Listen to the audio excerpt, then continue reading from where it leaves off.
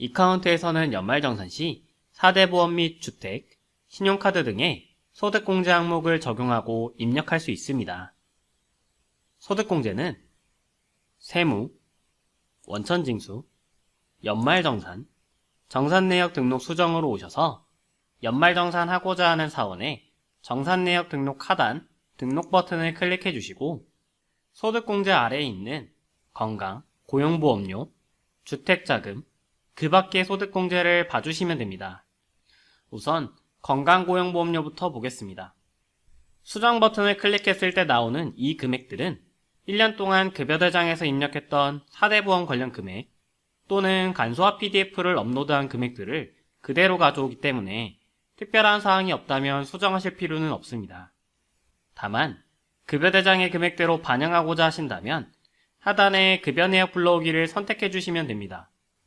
여기서 4대 보험 정산에 대해 연말정산 매뉴얼 20페이지를 보면서 관련한 참고사항을 살펴보겠습니다.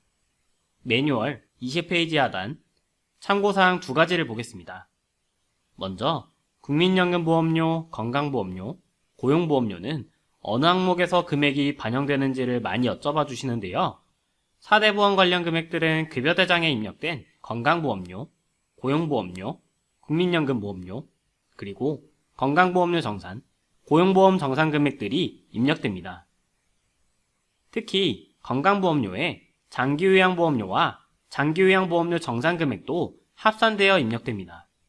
그런데 만약에 급여대장에서 입력했던 건강보험료 정산, 장기요양보험 정산, 고용보험료 정산 금액들이 연말정산을 할 때 불러와지지 않는다면 공제항목 등록에서 수당공제 구분 설정이 연결되어 있는지를 확인해야 합니다.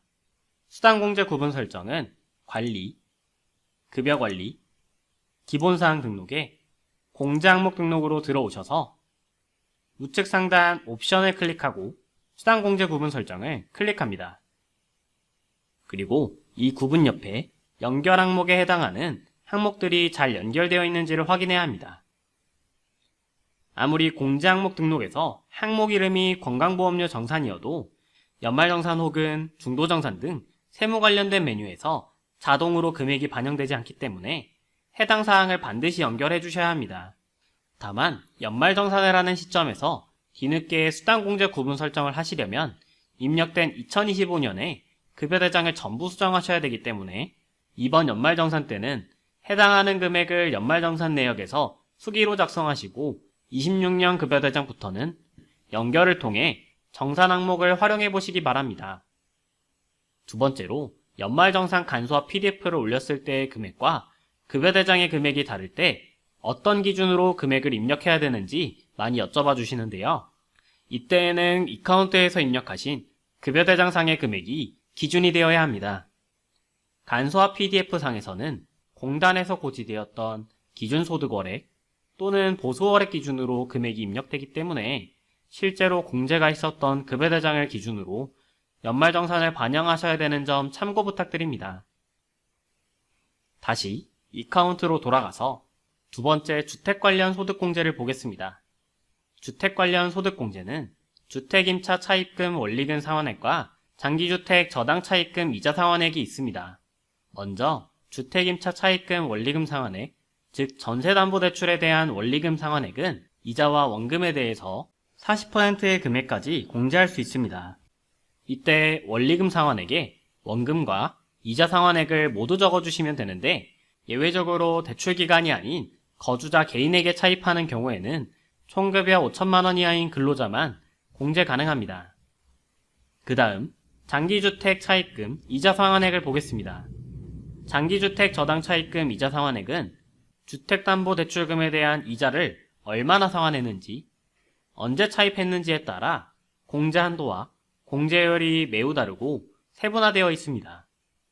내가 가진 장기주택 저당 차입금이 어떤 항목에 해당하는지 궁금하시다면 우측 상단 도움말 펼치기를 클릭하셔서 자세한 세법과 함께 확인해 보시기 바랍니다.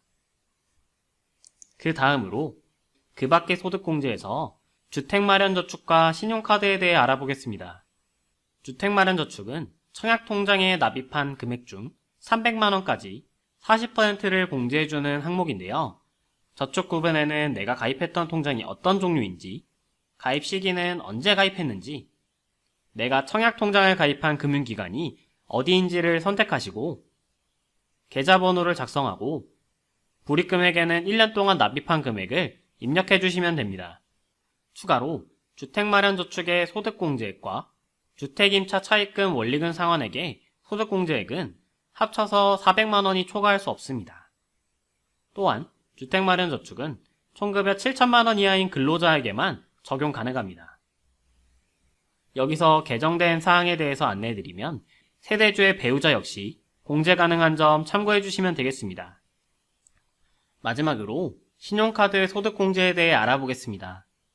신용카드는 본인과 부양가족이 근로기간 동안에 사용한 금액에 대해서 공제받으실 수 있는데요. 이때 부양가족에 대한 공제 요건을 잘 봐주셔야 합니다. 본인과 배우자, 직계존속, 자녀와 입양자 등이 나이 제한에 없이 적용 가능하지만 소득금액 100만원 이하 또는 근로소득만 있는 경우 근로소득 500만원 이하까지만 공제 대상으로 적용 가능하기 때문에 이에 대한 요건이 충족되어야 공제 가능합니다. 더불어 공제 한도는 금년도에 변경된 개정세법에 의해 신용카드 소비 증가분에 대한 항목이 폐지되면서 추가 공제 한도가 감소했고요. 총급여 7천 이하자는 기본공제 300만원, 추가 공제 300만원까지 공제 가능하고 총급여 7천 초과자는 기본공제 250만원, 추가 공제 200만원까지 공제 가능합니다. 간소화 PDF 업로드를 통해 신용카드 금액이 입력됐다면 공제 대상 탭에 이렇게 반영이 되어 있을 거고요. 이때 개별 탭을 클릭하여 항목들에 대한 금액을 수정하고자 할 때 이렇게 공제 대상 입력 후에는 탭별로 입력할 수 없다고 메시지가 뜨는데 이 사항은 공제 대상 탭에 금액이 입력되었다면 개별 탭에는 금액을 수정하지 못하므로 공제 대상 금액의 좌측 하단 공제 대상 등록 수정을 통해 이곳에서 각 항목별 금액을 수정해 주시면 됩니다. 예를 들어 문화체육의 현금 영수증 사용분을 40만원이 아니라 44만원으로 변경해 보겠습니다. 저장하게 되면 44만원으로 변경되는 것을 확인할 수 있습니다. 추가로 문화체육 사용금액은 작년 도서공연 등 사용액의 명칭이 수정된 사항이며 올해 7월 30일 이후 사용한 헬스장이나 수영장 같은 체육시설 이용료가 문화체육 사용금액에 반영될 수 있도록 변경된 점 참고 바랍니다. 지금까지 이카운트에서 연말정산을 할 때 소득공제를 입력하고 수정하는 방법에 대해 알아보았습니다. 다음 시간에는 세액감면과 세액공제에 대해 알아보겠습니다. 감사합니다.